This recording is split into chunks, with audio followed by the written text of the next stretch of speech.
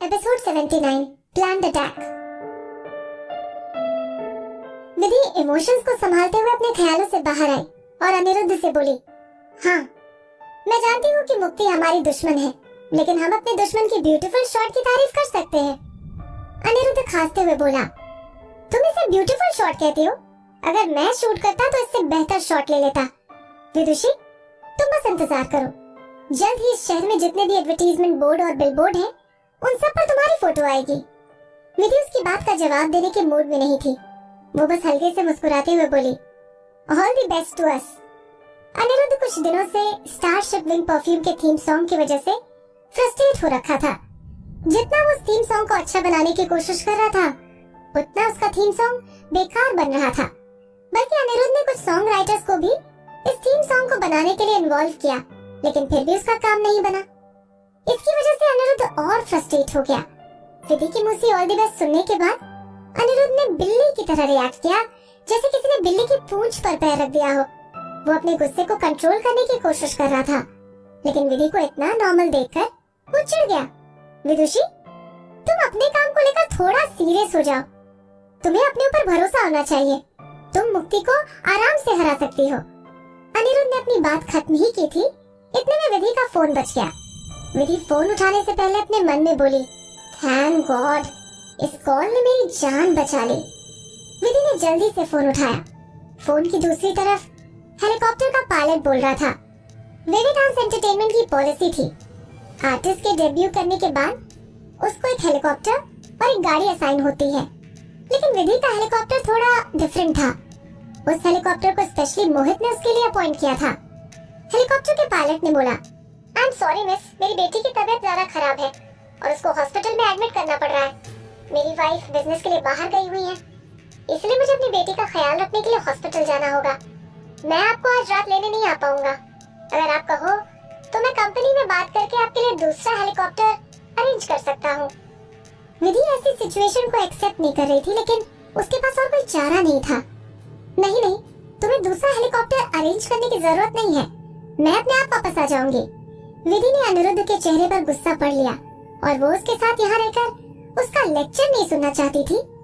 अगर वो कंपनी से दूसरा हेलीकॉप्टर मंगवाती तो पता नहीं उस हेलीकॉप्टर को आने में कितना टाइम लग जाता।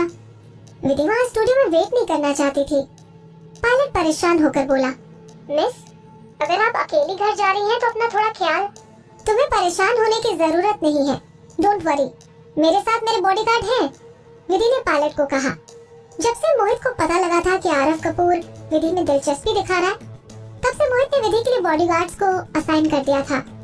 विधि के बॉडीगार्ड हर तरह की सिचुएशन के लिए रेडी थे। बॉडीगार्ड पूरी तरह से ट्रेन्ड और विधि को सेफ रखने में डिटरमिन्ड थे। पायलट भी जानता था कि मिस विधि के पास उसके पर्सनल बॉडीगार्ड है, इसीलिए उसने विधि के ऑर्डर्स को मान लिया। लेकिन फोन काटने से पहले विधि को अपनी तरफ से सेफ्टी एडवाइस दे दी। विधि खुश होकर अनिरुद्ध से बोली, अनिरुद्ध 11 बज चुके हैं, आज मुझे हेलीकॉप्टर लेने नहीं आएगा, इसलिए मुझे यहाँ से जल्दी निकलना पड़ेगा, बाय। ये बोलकर विधि ने अनिरुद्ध की आंखों से अपनी आंखें चुराई और लिफ्ट में घुसकर फर्स्ट फ्लोर पर आ गई। लिफ्ट के बाहर विधि के 2 बॉडीगार्ड्स वेट कर रहे थे। मोहित ने विधि के लिए 4 बॉडीगार्ड्स को अपॉइंट किया था।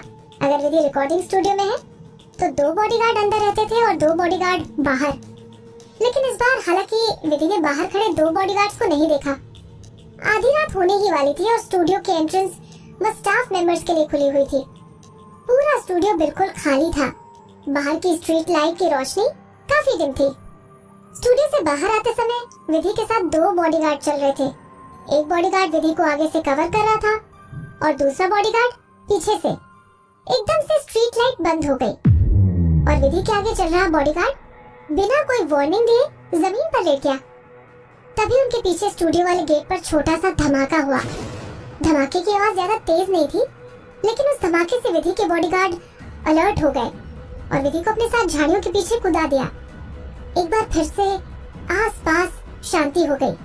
विधि धीरे धीरे सांस लेने की कोशिश कर रही थी, लेकिन उसका दिल बहुत जोरों से धड़क रहा था। इस धमाके के पीछे कौन हो सकता है? विधि अपने सारे दुश्मनों के बारे में सोचने लगी। सबसे पहले उसके दिमाग में अमृता का नाम आया, लेकिन विधि का अमृता के साथ झगड़ा उस लेवल का नहीं था कि अमृता उसकी जान लेने की कोशिश करे। अगला नाम विधि के मन में मिस्टर खान का आया, लेकिन विधि अच्छी तरह से जानती थी कि मिस्टर खान मोहित के होते हुए उस पर हमला नहीं करवा सकते, वरना मिस्टर खान उसके साथ हॉर्स राइडिंग क्लब में ही कुछ करवा सकते थे। क्या इन सब चीजों के पीछे मुक्ति हो सकती थी? विधि अपना दिमाग जल्दी जल्दी दौड़ाने लगी। हालांकि उसे पता था कि मुक्ति के पास इतना सब कुछ करवाने की पावर नहीं है। विधि तुरंत समझ गई इन सब चीजों के पीछे एक ही शख्स हो सकता था, और वो आरव कपूर था। आरव कपूर इन सब चीजों को करवाने में केपेबल था। वो विधि को अपना बनाना चाहता था और उसके लिए ऑब्सेस्ड था। इतने छोटे मोमेंट में विधि को समझ में आ गया कि वो किस सिचुएशन में फंस चुकी है। आरव कपूर के बारे में सिर्फ सोचने से ही विधि की बॉडी में डर की वजह से कपकपी उठने लगी। विधि ने ऐसा कभी नहीं सोचा था कि आरव कपूर उसको अपना बनाने के लिए इस हद से गुजर जाएगा। सामने की तरफ से 3 लोग अपनी गन्स में साइलेंसर लगाकर गोली चला रहे थे। विधि के पीछे वाले बॉडीगार्ड ने जल्दबाजी में कहा। विधि घबराई हुई थी, उसे समझ नहीं आ रहा था कि वो क्या करे। पास में ही एक बड़े से पेड़ की डाली जमीन पर गिर गई, जैसे कि बंदूक की गोली पेड़ पर जाकर लगी हो। विधि और उसके बॉडीगार्ड्स के लिए यहाँ से निकलने का अच्छा मौका बन गया। विधि के बॉडीगार्ड्स चुपचाप अपनी झुकने की पोजीशन चेंज करने लगे। यहीं पर रहना, हिलना मत। अपनी पोजीशन लेने के बाद एक बॉडीगार्ड बहुत धीरे से बोला, मैं उनको डिस्टर्ब करूंगा और उनका ध्यान अपनी तरफ लाऊंगा। आपको जैसे ही मेरी बंदूक की गोली की आवाज सुनाई दे, आप जितना जल्दी हो सके यहाँ से भाग जाना, ओके? विधि ने होठ चबाया और अपना सर हिलाया। बॉडीगार्ड ने अपनी बुलेट प्रूफ वेस्ट उतारी और विधि को पहना दी। मेरे ख्याल से गुंडों ने रिकॉर्डिंग स्टूडियो के फ्रंट और बैक एंट्रेंस को घेर रखा है, इसीलिए आप रिकॉर्डिंग स्टूडियो की बिल्डिंग की तरफ मत भागना। आप एक काम करना, यहाँ से राइट में करीब 100 मीटर आगे एक मार्केट है। मुझे लगता है वहाँ पर इस टाइम क्राउड होगा। आप मार्केट की तरफ भाग जाओ और लोगों के बीच में चली जाना। जितनी भीड़ आपके आसपास रहेगी आप उतना सेफ रहेंगी। बाकी मैंने हेडक्वार्टर्स में इमरजेंसी सिग्नल भेज दिया है। हमारा बैकअप जल्द ही यहाँ पहुँचता होगा। मुझे बॉस ने बताया था कि उन्होंने आपके सेल फोन में जीपीएस लगा रखा है और बैकअप टीम आपको भी आसानी से ढूंढ लेगी। विधि के पास टाइम कम था, इसलिए बॉडीगार्ड ने अपनी बातें जल्दी जल्दी कही, लेकिन उसके इंस्ट्रक्शन साफ और समझने वाले थे। बॉडीगार्ड की जीपीएस वाली बात सुनकर विधि के अंदर थोड़ा कॉन्फिडेंस आ गया। ओके, मैं तुम्हारी बात को समझ गई। बॉडीगार्ड ने अपना सर हिलाया और झाड़ियों का कवर लेकर आगे बढ़ता रहा। विधि भागने के लिए अपनी सांसें जमा करने लगी। जैसे ही विधि ने गोली की आवाज सुनी, उसने बिना कुछ सोचे भागना शुरू कर दिया। आसपास की झाड़ियां होने की वजह से विधि के चेहरे पर खरोच आ गई और कई जगह से उसके कपड़े भी फट गए, लेकिन इस समय उस बारे में नहीं सोचना चाहती थी। वो बस बिना देखे भागी जा रही थी। विधि को भागते हुए मार्केट की रोशनी दिखने लगी।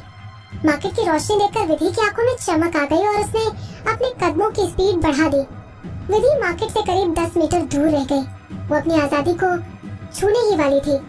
विधि जैसे ही अपनी स्पीड बढ़ाने लगी, तभी उसके सामने एक आदमी आकर खड़ा हो गया। उस आदमी के हाथ में बंदूक थी और बंदूक के सामने विधि। वो आदमी कोई और नहीं, चेतन मेहता था।